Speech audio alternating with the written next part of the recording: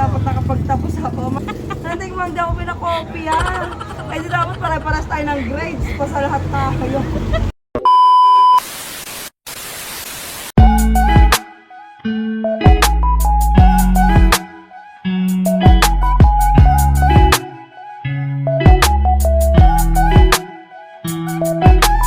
For today's content nga, ako ay may makakasama isang magandang dilag. Wow! Ang babae nga pong nakasama ko ay aking high school friend. Nakasama ko sa lahat ng kalokohan ko nung high school. Pero bago yon, pinakuha ko muna siya ng patungan ng aking cellphone. At may pagbulong pa. Kukunin ko talaga ng to. Ikaw mo na lang. Paalala lang po, ito po ay isang mahaba-habang tawanan at chismisan. Ay kwentuhan pala. Bago nga po namin simulan ang mahaba-habang kwentuhan, kumuha muna siya ng inumin at pagkain. Real talk po ito. Nung pumunta po talaga ako dito ay wala ho talaga akong kain at alam ko naman po na may pagkain dito. Mindset ba? Mindset. Kitang-kita nga ho ang ebidensya na wala pa ho akong kain. May lumapit nga ho sa amin at sinusundo siya kasi magfa-family picture po sila.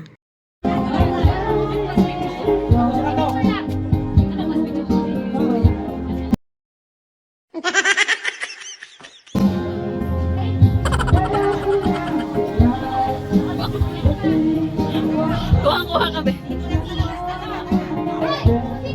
At bumalik nga po siya sa aking piling para ipagpatuloy ang aming naudlot na pagsasama. May hugot!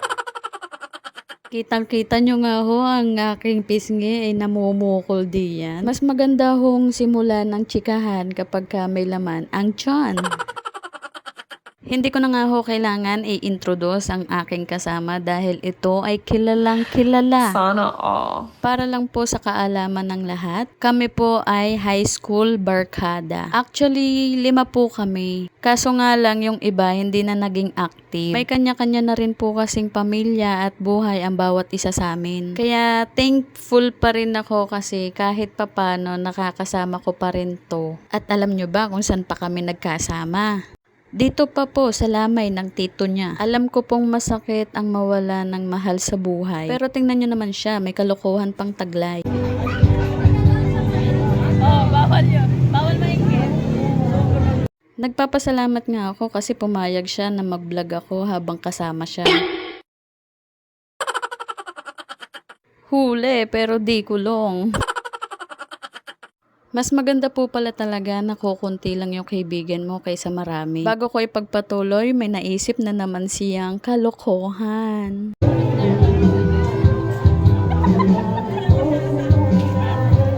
Quality nga kasi over quantity. Aanhin mo yung maraming kaibigan. Puro plastic naman. Yung tipong mga lata kayo, maiingay pero tunay. Tunay nga ho siyang may ikukwento nung nangyari sa amin nung high school.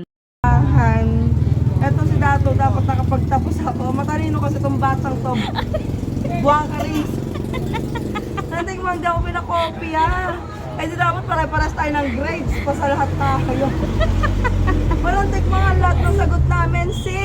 Para madali. Pag D, huguit. A, poop. Pag B, ganun lang, no? Dali. Hindi ako nakapagtapos. Gawa nitong bakars na to eh. Ayan, ikaw lang ang pinalag. Kaso, hindi ka pinagpalag sa ano ha, ganyan ka na lang. Kaya siya ka ni Ay, nasa. Pag may nakapanood. walang support yan sa Dato. Sus ko. Tapos ano, nahuli pa kami. Ang principal no, si Sir De Ramos. Lahat kami doon nagkakating sa may jeepa sa likod ng hospital. Shout out po. Tapos, Lahat yung nagyoyosi eh. Siya ng mga tambucho eh. sunod-sunod pa yung pagbubuga. Hindi pa marurunong. Ayun, ubo-ubo. Bubo eh, pag gano'n, ulap. Shout out kay Ren, kay Mia, kay Grace.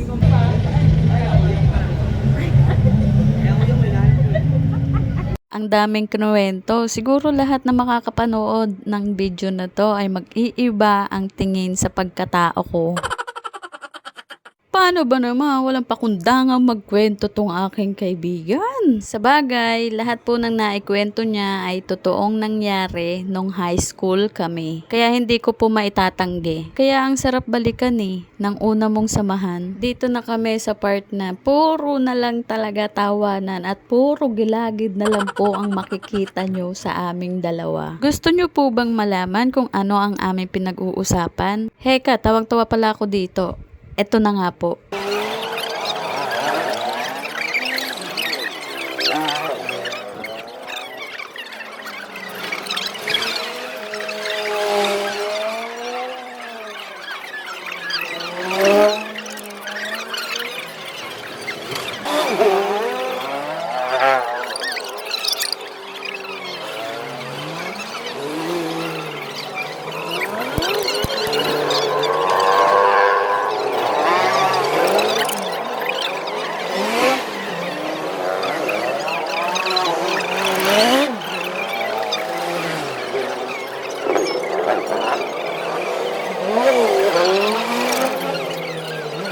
At yun na nga po ang aming pinag-uusapan. Sana'y naintindihan nyo. Ako'y hiyang-hiya na nga po diyan dahil ang lakas ko pong tumawa. Puro kalokohan ba naman kasi ang kinukwento? Oh, baka ano na naman yung nasa isip mo, ha? Yung ilang taon kaming hindi nagkasama pero sa loob lang ng 3 oras. Bawing-bawi na. Ang saya niyang kausap. Hindi mo akalain na may pinagdadaanan. At ito na nga ho yung sumunod na eksena. Ang sakit talaga kapag ka nawalan ka ng mahal sa buhay. Buti nga ho sa kaunting oras na binigay ko sa kanya, napasaya ko siya. Kahit papano gumaan yung pakiramdam niya. Bilib nga ho ako sa kanya Kasi sa kabila ng pinagdaraanan niya, nagagawa niya pa ring maging masaya. Condolence po sa lahat ng naiwan. Tuloy lang po ang buhay. Hindi ko na nga ho nakayanan na ganun ang sitwasyon ng aking kaibigan. Kaya ako po ay umuwi na. Tandaan po natin, ang buhay ay hiram lang. Kaya bago magsara ang libro mo, gumawa ka ng magandang kwento.